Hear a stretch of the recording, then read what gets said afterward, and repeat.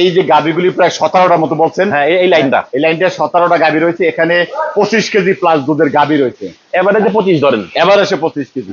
দেখুন চমৎকার, আমরা এই একটা গাভী দেখতে পাচ্ছি। এই যে এটা ও 6 মাসের মধ্যে প্রেগনেন্ট আছে, এখনো মনে হয় 12 কেজি দুধ আছে।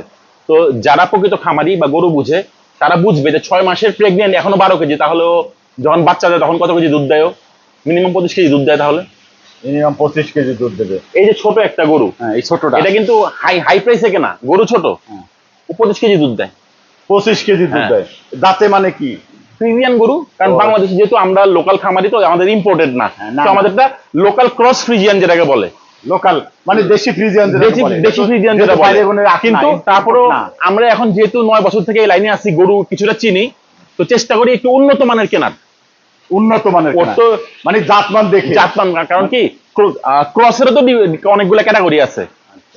যেমন গলা চিকন হইতে হবে,